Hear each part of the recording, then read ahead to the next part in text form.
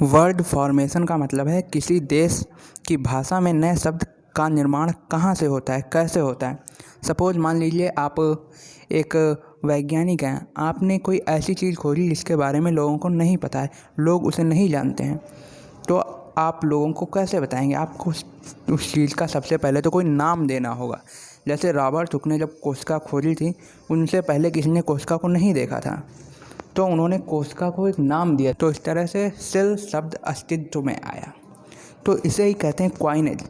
आप देख सकते हैं जैसे कंपनियों ने जो प्रोडक्ट बनाए हैं, जैसे नायलॉन, ये हमेशा से तो नहीं था, तो जब कंपनियों ने इसे बनाया तो उन्होंने इसे एक नाम दिया, नायलॉन। तो इस तरह से हमारी भाषा में एक नया शब्द जुड़ा, नायलॉन। इसके एग्जाम्पल और हैं जैसे एस्पिरिन, जिपर, और एक इसकी सब कैटेगरी भी है क्वाइनेज की, एपोनाइम्स।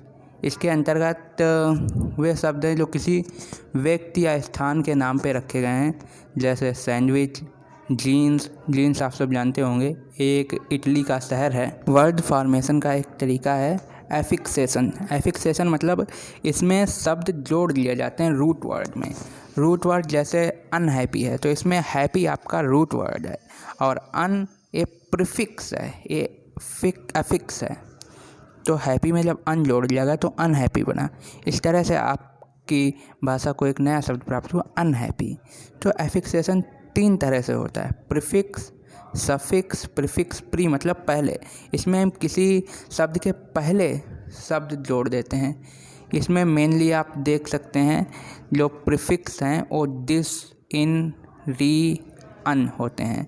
अन जैसे अन का एक एग्जाम्पल है अंडू, री मतलब रीओपन। इनसे भी आपको कई देख सकते हैं जो बने हो, जैसे विसिबल था, उसमें इन जोड़ दिया पहले, तो ये बन गया इनविसिबल, दिस। इस तरह से आप इनके आगे वर्ड जोड़ के कई शब्द बना सकते हैं। वह सफिक्स इसमें वर्ड के रूट वर्ड के बाद में शब्द जोड़ देते हैं, जिससे आपका नया शब्द बनता है।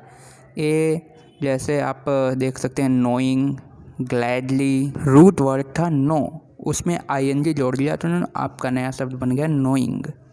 ग्लैडली, ग्लैड था मेन वर्ड, एल जोड़ दिया, ग्लैडली बन गया। तो इसी तरह से आप देख सकते हैं जो वर्ड आपकी स्क्रीन के आगे आ रहे हैं उनसे पहले आप शब्द लगा के कई वर्ड बना सकते हैं, जैसे दिस हैपेंड, या गोल, गो वर्ड था उसमें ईएस जोड़ दिया, गोल हो गया। तीसरी जो कैटेगरी है वो है इनफिक्स। ये आपकी भाषा में बहुत कम देखने को मिलते हैं, इंग्लिश भाषा में।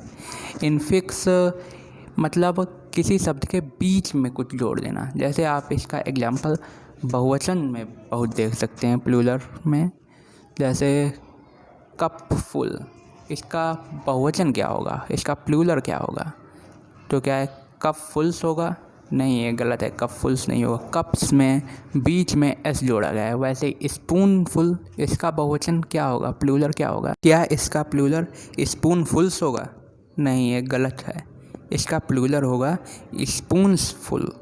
तो इसमें आप देख सकते हैं कि इन दोनों शब्दों के बीच में एस जुड़ा है, तो यही है इनफिक्स, मतलब उसके शब्द के अंदर जुड़कर नया शब्द बनाना। वर्ड फॉर्मेशन का अगला जो तरीका है उसे कहते हैं कंपाउंडिंग मतलब इसमें कई शब्दों को जोड़ के एक वर्ड बनाया जाता है, एक नया शब्द बनाया जाता है।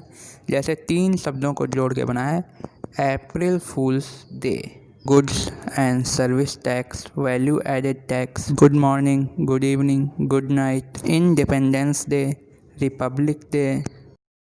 तो ये तो हो गए आपके ओपन कंपाउंड वर्ड्स। दूसरे हैं हाइफनेट, ये वो शब्द हैं जिनके बीच में हाइफन लगा रहता है, जैसे इको फ्रेंडली, ये तो आप नाम से ही समझ जाओगे हाइफनेट, जिन 2 शब्दों के बीच में हाइफन लगाओ। और तीसरे होते हैं जिन्हें कहते हैं आप सॉलिड वर्ड्स। तीसरा जो तरीका है वो है सॉलिड।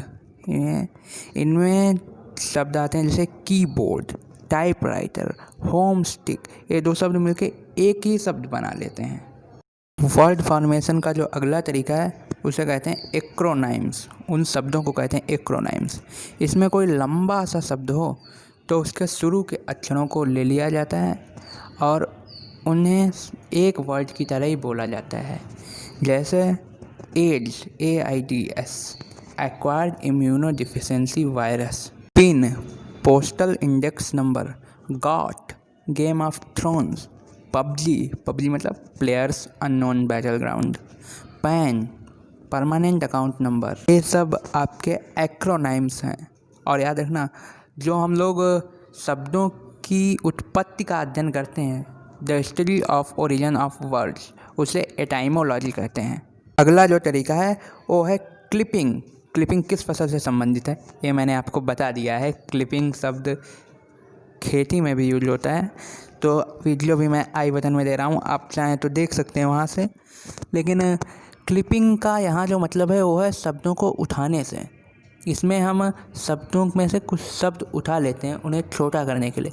जैसे प्रोफेसर से हम लोगों ने प्रोफ उठा लिया, मैथमेटिक्स से मैथ, एडवर्टाइजमेंट से ऐड, गैस वैसे गैस शब्द जो आपने उठाया है वो उठाया है गैसोलीन से, इन्फ्लुएंजा से फ्लू, लेबोरेटरी से लैब। अगला जो तरीका है वो है ब्लेंडिंग मतलब मिक्सिंग, मिलाना, कंबाइनिंग। जैसे ब्रंच, ये आपका 2 शब्दों से मिलकर बना है। ब्रेकफास्ट का BR और लंच का UNCH हो गया ब्रंच। ऐसे ही बना है मोटर और होटल मिला के हो गए मोटेल। स्मोक का S और फॉग का स्मोक का SM और फॉग का OG स्मॉग। इसके अलावा हम लोग दूसरी भाषाओं से भी शब्द उधार लेते रहते हैं। जैसे हम लोगों ने रिक्शा, टाइकून, ये सब जापानी भाषा से उधार लिए हैं। इसके अलावा पियानो इटालियन है, मेनू पेटिट ये फ्रेंच भाषा से उधार लिए हैं, बॉस ये डच भाषा का शब्द है। और तरीके हैं जिनसे किसी भाषा में नए शब्दों का निर्माण होता है। कुछ चीज़ें तो ऐसी हैं जिन्हें उनकी आर्टिफिशियल या नेचुरल आवाज़ के आधार पर ही उन्हें नाम दे दिया गया। जैसे स्प्लैश इरोजन, पानी की बूंद जब धरती पर गिरती है तो स्प्लैश की आवाज़ आती है, और इसी आवाज़ के आधार पर उससे जो इरोजन होता है उसे नाम दे दिया गया है स्प्लैश इरोजन। इसके अलावा हिस, ये आवाज़ सुन के आपको कौन याद आता है?